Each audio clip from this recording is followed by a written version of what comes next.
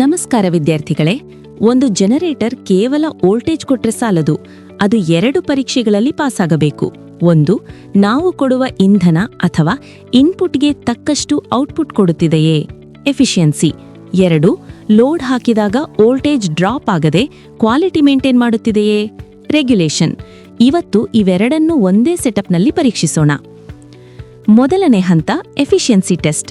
ನಾವು ಜನರೇಟರ್ಗೆ mechanical input ಕೊಡುತ್ತೇವೆ, ಆದರೆ ಒಳಗಡೆ ವೈಂಡಿಂಗ್ ಹೀಟ್ ಆಗುವುದರಿಂದ ಕಾಪರ್ ಲಾಸ್ ಮತ್ತು ಫ್ರಿಕ್ಷನ್ನಿಂದ ಮೆಕ್ಯಾನಿಕಲ್ ಲಾಸ್ ಆಗುತ್ತದೆ.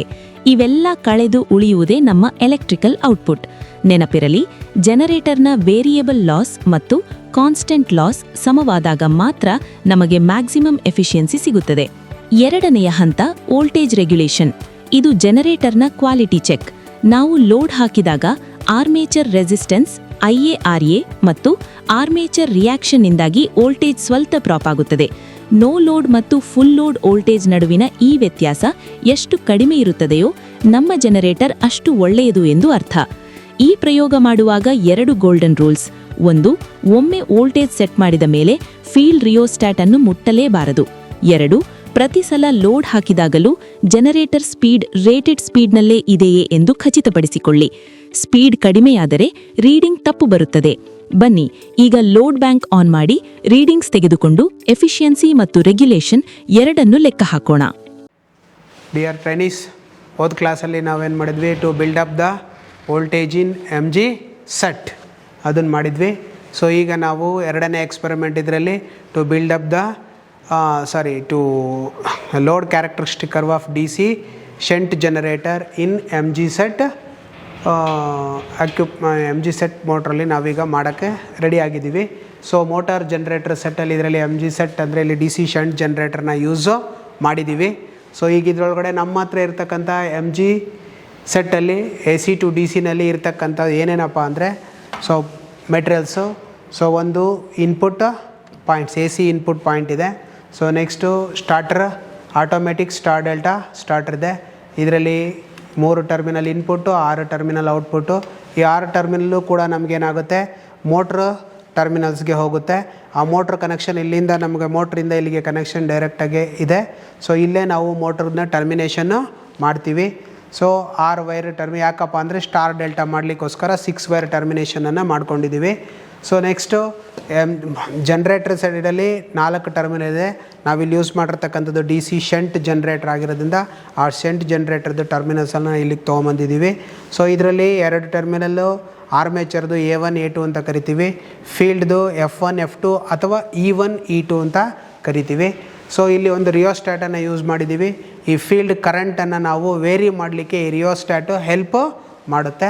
ಸೊ ಇದರ ಟರ್ಮಿನಲ್ಸ್ ಎಲ್ಲ ನಾವಿಲ್ಲಿ 2 ಗ್ರೀನ್ ಕಲರ್ ಬಟನಲ್ಲಿ ಕೊಟ್ಟಿದ್ದೀವಿ. ನೋಡಿ, ಟರ್ಮಿನಲ್ಸ್ ಇದೆ, ಗ್ರೀನ್ ಕಲರ್ ಟರ್ಮಿನಲ್ಸು. ಇಲ್ಲಿ ಕೊಟ್ಟರೆ ಒಂದು ಟರ್ಮಿನಲ್ ಇಲ್ಲಿ ಕನೆಕ್ಷನ್ ಬರುತ್ತೆ, ಇನ್ನೊಂದು ಟಾಪಿಗೆ ಬರುತ್ತೆ. ಸೊ ಅಲ್ಲಿಂದ ನಾವು ಡೈರೆಕ್ಟಾಗಿ ಕನೆಕ್ಟ್ ಮಾಡ್ತೀವಿ. ಜೊತೆಗೆ ಇದರೊಳಗಡೆ ಕರೆಂಟ್ ಎಷ್ಟು, ವೋಲ್ಟೇಜ್ ಎಷ್ಟು ಅಂತ ಮೆಷರ್ ಮಾಡಲಿಕ್ಕೋಸ್ಕರ ನಾವೇನು ಮಾಡಿದ್ದೀವಿ, AC ಮೀಟರ್ಸು ಮತ್ತು DC ಮೀಟರ್ಸನ್ನು ಯೂಸು ಮಾಡಿದ್ದೀವಿ. AC ಮೀಟರ್ಸಲ್ಲಿ DC ವೋಲ್ಟ್ ಮೀಟ್ರನ್ನು ಯೂಸ್ ಮಾಡಿದ್ದೀವಿ, AC ಅಮ್ಮೀಟ್ರನ್ನು ಯೂಸು ಮಾಡಿದ್ದೀವಿ. ಸೊ AC ವೋಲ್ಟ್ ಮೀಟ್ರ್ ಏನಕ್ಕಪ್ಪ ಯೂಸ್ ಮಾಡ್ತೀವಿ ಅಂದರೆ ಇನ್ಪುಟ್ ಸಪ್ಲೈ ವೋಲ್ಟೇಜ್ ಎಷ್ಟು ಬರ್ತಾ ಇದೆ ಮೋಟ್ರಿಗೆ ಅಂತ ನೋಡಲಿಕ್ಕೆ AC ವೋಲ್ಟ್ ಮೀಟ್ರನ್ನು ಯೂಸು ಮಾಡಿದ್ದೀವಿ. ಸೊ ಈ AC ವೋಲ್ಟ್ ಮೀಟ್ರನ್ನ ನಾವು ಯಾವಾಗಲೂ ಪ್ಯಾರಲಲ್ಲಾಗೆ ಕನೆಕ್ಟ್ ಮಾಡಬೇಕು.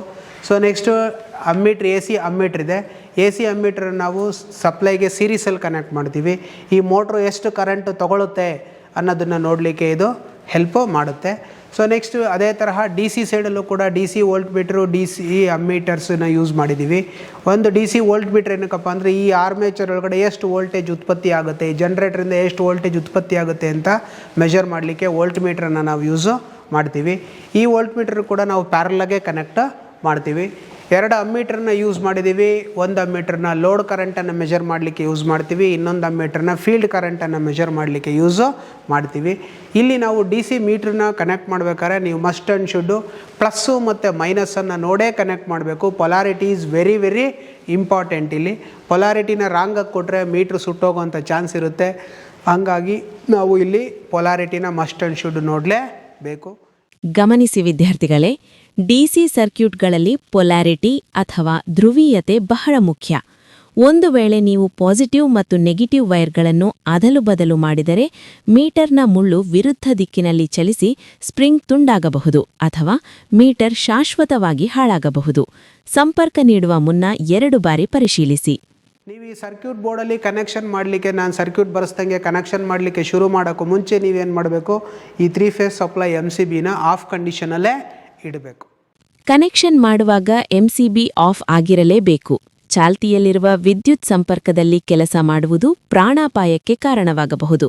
ಅಲ್ಲದೆ ನಿಮ್ಮ ಬಟ್ಟೆ ಅಥವಾ ಕೈಗಳು ತಿರುಗುವ ಬೆಲ್ಟ್ ಅಥವಾ ಮೋಟರ್ ಹತ್ತಿರ ಹೋಗದಂತೆ ಎಚ್ಚರವಹಿಸಿ. ಸುರಕ್ಷತೆಯೇ ನಮ್ಮ ಮೊದಲ ಆದ್ಯತೆ.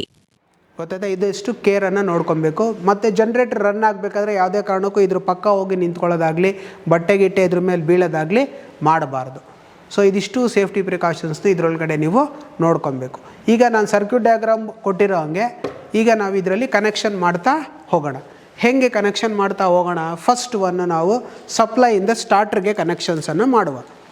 ಫಸ್ಟು ಮೊದಲನೇದಾಗಿ ನಮಗೆ ಸಪ್ಲೈ ಔಟ್ಪುಟ್, ಇಲ್ಲಿ MCB ಮೇಲೆ 3 ಟರ್ಮಿನಲ್ಸ್ ಕೊಟ್ಟಿದ್ದಾರೆ. ಔಟ್ಪುಟ್ ಟರ್ಮಿನಲ್ಸು ಸಪ್ಲೈ ಅಲ್ಲಿ ಬರುತ್ತೆ ನಮಗೆ. ಸೊ ಒಂದು L1 ಲೈನ್ 1 L1 ಟರ್ಮಿನಲ್ಲಿಂದ ನಿಮ್ಗೆ ಎಲ್ಲಿಗೆ ಬರಬೇಕು? Starter terminals, automatic star delta ಸ್ಟಾರ್ಟರ್ದು R ಇನ್ಪುಟ್ ಟರ್ಮಿನಲ್ಸ್ಗೆ ಒಂದು ವೈರ್ ಬರಬೇಕು. ಸೊ ನೆಕ್ಸ್ಟು L2 ಟರ್ಮಿನಲ್ಲಿಂದ ನಿಮಗೆ ಸ್ಟಾರ್ಟರ್ ಟರ್ಮಿನಲ್ Y ಫೇಸ್ಗೆ ಇನ್ಪುಟ್ಟು ಬರಬೇಕು. ನೆಕ್ಸ್ಟು L3 ಇಂದ ನಿಮಗೆ ಸ್ಟಾರ್ಟರ್ ಟರ್ಮಿನಲ್ ಇನ್ಪುಟ್ B ಫೇಸ್ಗೆ ಬರಬೇಕು. ಈಗ ಸಪ್ಲೈ ಟು ಸ್ಟಾರ್ಟರ್ ಕನೆಕ್ಷನ್ನು ಕಂಪ್ಲೀಟು ಆಯ್ತು. ಈಗ ಸೊ ನೆಕ್ಸ್ಟ್ ಈಗ ಏನು ಮಾಡಬೇಕು? ಅಮ್ಮೀಟ್ರನ್ನ ಕನೆಕ್ಟ್ ಮಾಡಬೇಕು. ಸಪ್ಲೈಗೆ ಸೀರೀಸಲ್ಲಿ ಅಮ್ಮೀಟ್ರ್ ಕನೆಕ್ಟ್ ಮಾಡಿ. ಅಮೀಟರನ್ನು ಯಾವಾಗಲೂ ಸೀರೀಸ್ನಲ್ಲಿ ಯಾಕೆ ಕನೆಕ್ಟ್ ಮಾಡಬೇಕು ಗೊತ್ತೇ? ಅಮೀಟರ್ನ ರೆಸಿಸ್ಟೆನ್ಸ್ ಬಹಳ ಕಡಿಮೆ ಇರುತ್ತದೆ. ಇದನ್ನು ಪ್ಯಾರಲಲ್ ಆಗಿ ಕೊಟ್ಟರೆ ಶಾರ್ಟ್ ಸರ್ಕ್ಯೂಟ್ ಆಗಿ ಮೀಟರ್ ಸುಟ್ಟು ಹೋಗುತ್ತದೆ. ಆದರೆ ವೋಲ್ಟ್ ಮೀಟರ್ ಅನ್ನು ವೋಲ್ಟೇಜ್ ಅಳೆಯಲು ಪ್ಯಾರಲಲ್ ಆಗಿಯೇ ನೀಡಬೇಕು. ಯಾಕೆ ಅಂದರೆ ಈ ನಮ್ಮ ಮೋಟ್ರ್ ಎಷ್ಟು ಕರೆಂಟ್ ತೊಗೊತಾ ಇದೆ ಅಂತ ನಿಮಗೆ ಗೊತ್ತಾಗಬೇಕು. ಸೊ ಅದಕ್ಕೆ ಏನು ಮಾಡ್ತೀರಾ ನೀವು? ಈ ಒಂದು B ಫೇಸಿಗೆ ಬಂದಿರತಕ್ಕಂಥ ಒಂದು ವೈರನ್ನು ರಿಮೂವ್ ಮಾಡಿ ಅದನ್ನು ಅಮ್ಮೀಟ್ರಿಗೆ ಕೊಡಿ. ಅಮ್ಮೀಟ್ರಿಂದ ಬರೋ ಒಂದು ವೈರನ್ನು ಏನು ಮಾಡಿ ನೀವು, ಅಮ್ಮೀಟ್ರಿಂದ ಬರೋ ವೈರ್ನ ಈ B ಫೇಸಲ್ಲಿ ತೆಗ್ದಿರ್ತೀರಲ್ಲ ಆ ಖಾಲಿ ಜಾಗಕ್ಕಲ್ಲಿಗೆ ಕೊಡಿ. ಆ B ಫೇಸಿಗೆ ಕೊಟ್ಟರೆ ಈಗೇನಾಯಿತು ನೋಡಿ, ಸಪ್ಲೈಯಿಂದ ಬಂದಿದ್ದು ಅಮ್ಮೀಟ್ರಿಗೆ ಹೋಯ್ತು, ಅಮ್ಮೀಟ್ರಿಂದ ಬಂದಿದ್ದು ಸ್ಟಾರ್ಟ್ರಿಗೆ ಹೋಯ್ತು. ಈಗ ಸ್ಟಾರ್ಟ್ರ್ ಎಷ್ಟು ಕರೆಂಟ್ ತೊಗೊಳುತ್ತೆ ಅಂದರೆ ಮೋಟ್ರ್ ಎಷ್ಟು ಕರೆಂಟ್ ತೊಗೊಳುತ್ತೆ ಅನ್ನೋದು ನಿಮ್ಗೆ ಈಸಿಯಾಗಿ ಗೊತ್ತು ಆಗುತ್ತೆ. ನೆಕ್ಸ್ಟು ಸ್ಟಾರ್ಟ್ರ್ ಔಟ್ಪುಟ್ ಟರ್ಮಿನಲ್ಸ್ನ ಮೋಟ್ರಿಗೆ ಕನೆಕ್ಟ್ ಮಾಡೋಣ. ಸೊ A1 ಇಂದ ಬಂದಿದ್ದು ಮೋಟಾರ್ ಟರ್ಮಿನಲ್ಸ್ A1ಗೆ ಬರುತ್ತೆ. ಸೊ ನೆಕ್ಸ್ಟು B1 ಇಂದ ಬಂದಿದ್ದು ಮೋಟಾರ್ ಟರ್ಮಿನಲ್ಸ್ B1ಗೆ ಬರುತ್ತೆ.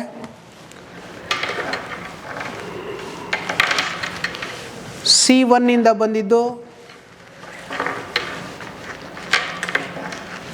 ಮೋಟಾರ್ ಟರ್ಮಿನಲ್ C1ಗೆ ಬರುತ್ತೆ. ನೆಕ್ಸ್ಟು C2 ಇಂದ ಬಂದಿದ್ದು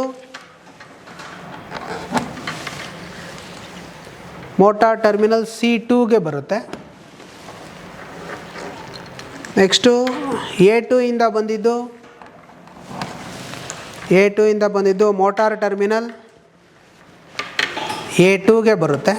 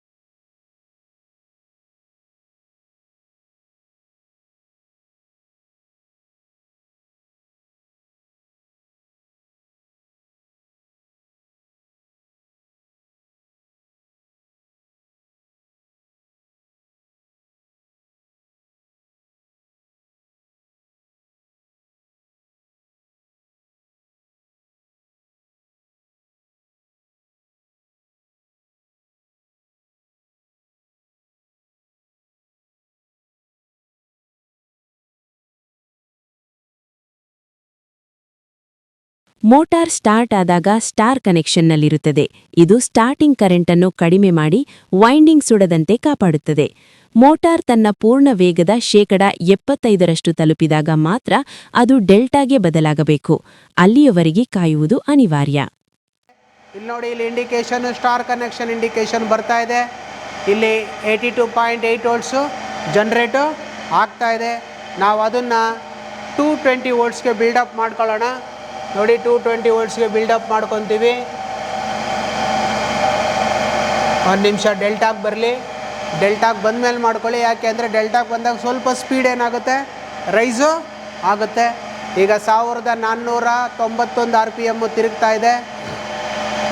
ಸೊ ಒಂದು 30 ಸೆಕೆಂಡ್ಸ್ ಬರುತ್ತೆ ಡೆಲ್ಟಾಗೆ.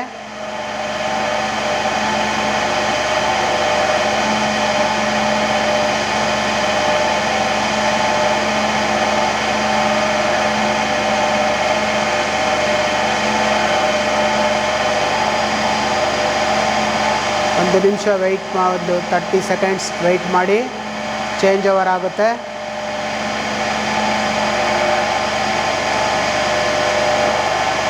ನೋಡಿ, ಈಗ ಇದು ಸ್ಟಾರಲ್ಲಿ ರನ್ ಆಗ್ತಾ ಇದೆ. ಇದು ಕಾಣಿಸ್ತಾ ಇದೆ, ಇಲ್ಲಿ ವೈಟ್ ಕಲರ್ ಲೈಟ್ ಆನ್ ಆಗಿರೋದು ಸ್ಟಾರಲ್ಲಿ ರನ್ ಆಗ್ತಾ ಇದೆ. ನೋಡಿ, ಈಗ ಡೆಲ್ಟಾ ಕನೆಕ್ಷನ್ದು ವೈಟ್ ಕಲರ್ ಲೈಟ್ ಆನ್ ಆಯಿತು. ಈಗ ಡೆಲ್ಟಾ ಕನೆಕ್ಷನ್ಗೆ ಬಂತು. ಈಗ ನಮಗೆ ಏನಾಯಿತು, ಒಂದು 3 RPM ಜಾಸ್ತಿ ಆಯಿತು ಸ್ಪೀಡ್.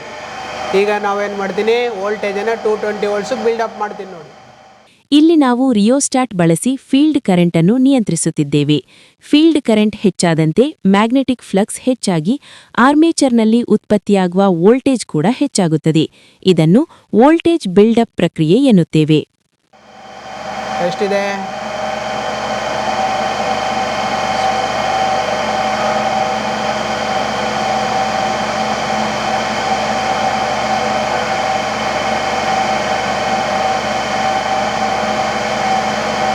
$20 ವೋಲ್ಟ್ಸ್. ಎಷ್ಟು ವೋಲ್ಟೇಜ್ ಬರ್ತಾ ಇದೆ ಈಗ? ಲೋಡ್ ಸ್ವಿಚ್ ಆಫಲ್ಲಿ ಇಟ್ಕೊಳ್ಳಿ. ಲೋಡ್ ಸ್ವಿಚ್ನ ಆನ್ ಮಾಡಿದ್ದೆ, ಆಫಲ್ಲಿ ಇಟ್ಕೊಳ್ಳಿ ಅದನ್ನು. ಸೊ ಲೋಡ್ ವೋಲ್ಟೇಜ್ ಏನಿದೆ, ಲೋಡ್ ವೋಲ್ಟೇಜು 199.8 ಇದೆ. ಸೊ ಸ್ವಲ್ಪ ವೋಲ್ಟೇಜನ್ನು ರೈಸ್ ಮಾಡೋಣ. ಸೊ